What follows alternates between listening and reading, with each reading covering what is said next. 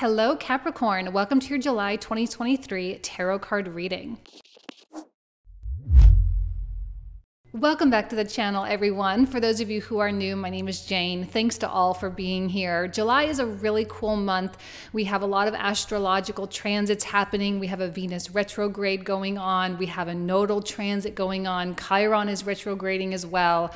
So I think it's going to be kind of an eventful month, but it's going to be really, really good at the same time for most of us. So these videos are tarot predictions, so be sure to watch your sun, moon, or rising sign, whichever resonates with you the most. If you're here for love, you can also check out your Venus sign. I will be posting astrology videos as well, but I'm going to start posting those around the middle of the month so we can kind of cover the transition from one sign into the next. So in that video, I will absolutely be talking at length about the Venus retrograde, the nodal transits, and all the other things that are going on. So be sure to stay tuned for that. If you want to be notified, please be sure to hit the little subscribe button with the little bell so you can see that notification. I've been getting so many messages of people asking me, Jane, where have you been? I haven't seen you in forever. And I've been here. So just make sure you hit that because I think some people just aren't seeing my videos pop up. So with no further ado, let's go ahead and get into the reading. You guys know I love you. Have an amazing month. Take care.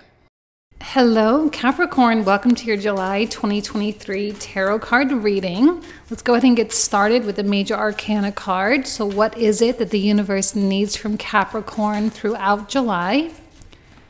We have the Fool card. Well, we always love this card. Sometimes it can be hard to be as open and ready as sometimes this card suggests. The Fool is really about brand new things that haven't necessarily gained momentum yet. And sometimes it requires us to take the plunge into something that we've just simply never experienced before.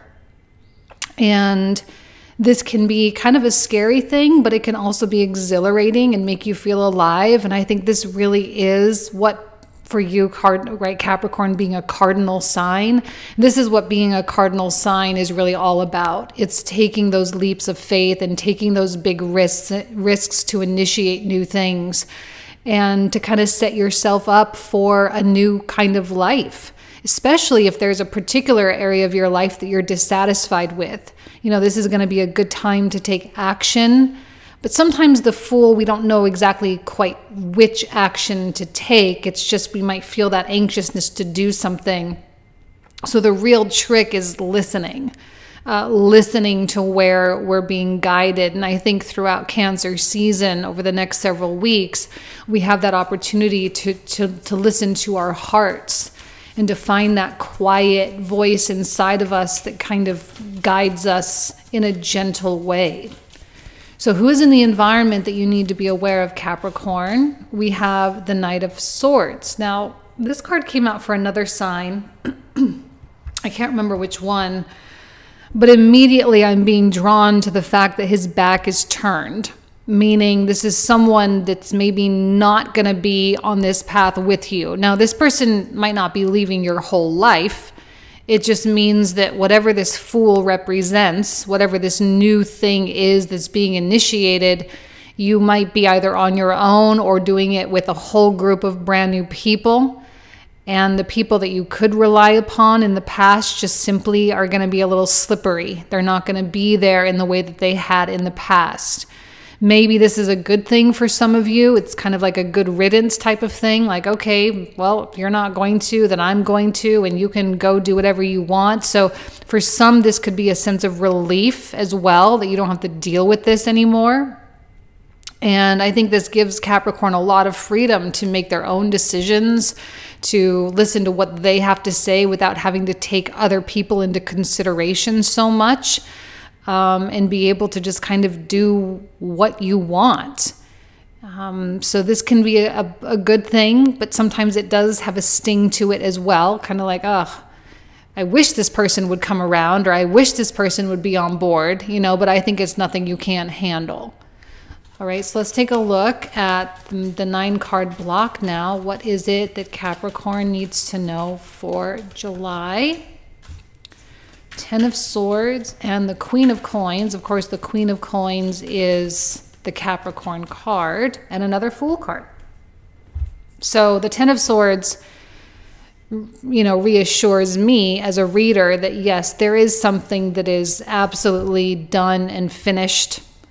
And any more that you give to that situation, it just kind of doubles over on in itself, and it doesn't, like, there's no more productivity at all. There's no more goodness from that scenario at all. And when something's done, it's done. And I think Capricorn needs to come into acceptance of that this month. And with the Queen of Coins, she's, beautiful in her industriousness. She's focused. She feels invigorated by what she's doing, invigorated by her goals. I am getting a feeling of speed, like Capricorn is wanting to hurry up and do something or hurry up and make something happen. That might be coinciding with Mars coming into Virgo in that 9th house. Mars in Virgo is a very interesting Mars placement. It has that Energizer bunny type of quality to it. And because Virgo is the ruler of like the intestinal tract, there can be a lot of anxiousness and nervousness and things going on in that stomach area that makes you kind of want to get up and go and hurry up and do. And so Mars kind of aggravates or accentuates that, which means it can be really productive. Of course, Mars in Virgo is a highly productive placement as well. We can put our mind to something and we can really go into it and get a lot done and be very effective with what we're doing. And I think Capricorn is going to really thrive in that environment. Mars is an important planet for Capricorn because it's your exalted planet. So when Mars is in a high quality position, okay, it can be advantageous for you. And I think throughout July, you're going to feel that work ethic kicking in because perhaps too much time and energy was dedicated into whatever this 10 of Swords was. And I think you're over it now. You're over it. You're sick of it. You're tired of it. You don't want to talk about it. You don't want to think about it. You don't want to put any more into it because it's just there's nothing there. And you come into acceptance of it and boom, something new is brought to life, and it kind of gives you that renewed sense of purpose. Feels rejuvenating. It feels like a revival of some sort. Queen of Swords. Yeah, I feel like all the focus is away from that 10 of Swords. And when you disconnect yourself from that 10 of Swords, so many new things are possible. I love a Queen of Swords. I actually think both of these queens are aspects of you. It's funny, we have the Capricorn card, which for you is 1st house or ascending, and then we also have the Queen of Swords, which is your 10th house, which is Libra. We often show up in the world as our 10th house. A lot of people think of us as that. So it's interesting that kind of your two sides of major personality and projection are coming out. Queen of Swords is decisive. She's cutting. She does like to ensure she's making the right decision. So sometimes she does take her time, but she's decisive nonetheless. And I feel like with that Queen of Swords wielding her sword, there is kind of a little bit of an edge to Capricorn right now, which there often can be with that Saturnine rulership. I don't think people should be messing around with Capricorn. Like if you're on thin ice with them, just leave them alone if you're sitting here cross-watching for a Capricorn. Because I think you're ready to wield that sword, Capricorn. I think you're ready to cut things out. You're ready to eliminate. And a big reason for this, by the way, is the Venus retrograde in the 8th house. Not to mention that this Venus retrograde involves Black Moon Lilith. Okay. And then we have the sun coming into your 8th house later on throughout July. 8th house, as we know, is a transformative house. There's a lot to do with other people and other people's resources. There's a lot to do with intimacy and connection and working with other people there. It's also a house of death. And death does not always mean an actual death. Usually it's metaphorical. And I'm clearly seeing a death with that 10 of Swords. And I do think it has a little something to do with this Knight of Swords as well. So I don't think you have any problem wielding this sword right now. I don't think Capricorn is trying to keep something alive, or you're not trying to resuscitate anything. And your focus is a lot more on happier and better things, Jupiter in the 5th. Capricorn wants to find friendship and find connection and find love and collaboration and creativity and all sorts of wonderful things with peers and co-workers and friends and people that, you know, kind of take the edge off. These are not people who create problems.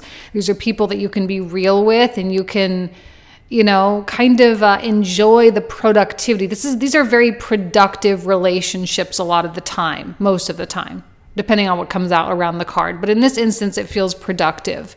It feels like these are people that you can sit at a table with or go to dinner with, and you come up with like a new business idea by the end of it, you know, or you sit down with after dinner. Like I once dated this guy who was always hanging around musicians all the time. So every time there was always someone with a guitar in their hand, or, you know, some other, like a keyboard was right there, some type of instrument. And they would always just like sit down and just jam. And then when they jammed, they would come up with these really cool, unique songs. And so this is the type of relationship that I'm feeling. People that you can sit down with and create awesome stuff with. If you don't have people like that, this is probably going to be a good time to think about how you can meet people like that, what it is you need to do. Because probably if you don't have anyone like that in your life, probably this is a time to stretch past your comfort zone. With the Lovers card, it tells me that this card speaks on many levels. One, there's a choice, a big choice that's needing to be made. But when that choice comes, more than likely, you're going to know exactly what to do. You're going to know exactly what's right and what's right for you right now. So I'm not worried about this. I don't think this is the type of choice that's going to tear you in half, okay? This also speaks to communication. This can have a lot to do with the communication and collaboration going on with the Three of Cups individuals. It could mean that you need to communicate something with the Knight of Swords. Now, one thing I love about communication right now in general, first of all, Saturn is retrograde in your 3rd house, which kind of opens the floodgate a little bit. Mercury is in Cancer and it's going to move in through Leo.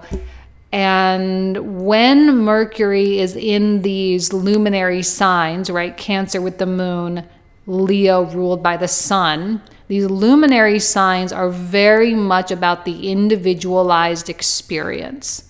Your experience, your perspective, and your point of view. Other people are going to have theirs, you're going to have yours, and this is a time where individuals can come together and share those perspectives and points of view for the sake of a greater understanding, just so long as everyone is mature enough to do that. My concern is that the Knight of Swords is not mature enough to do that. I feel like that Knight of Swords is running away or deflecting, which can likely be really frustrating for a queen or a court card like this, a queen or a king. On the other hand, the Lovers can indicate a strong union or a revival of some sort, and I am feeling a revival. The union can be internal. An internalized coming together where you are reunifying with some aspect of you, giving you a more sense of completeness. And completeness is wonderful when we have the Fool card coming out twice, because it kind of takes away a lot of the fear. It takes away the hesitation and the resistance to things. And if Capricorn has resistance right now, I think, I don't know. I'm not going to say you can just don't. That's kind of a little condescending. But you might want to examine how much of that resistance is just you having a hard time with getting out of your comfort zone. Okay? I do think it's time, astrologically, plus with the Fool cards, it is time for Capricorn to go beyond. With your ruling planet no longer in rulership and in this weird Piscean land, Boundaries don't really exist all that much right now, which means it can feel a little easier to go beyond than it normally does. And I think these types of people can help you do that, because these perspectives can help you stretch your mind a lot. Yeah. This month will not be without its disappointment. Will not be without its frustrating circumstances, or circumstances that you can't do anything about. And I think that's going to be one of the hardest things for Capricorn. It's like there's just something you can't do anything about. Someone is behaving in a type of way and you can't do anything to fix it or make it better or take it away. It just is what it is, and it's something that you're going to need to just accept.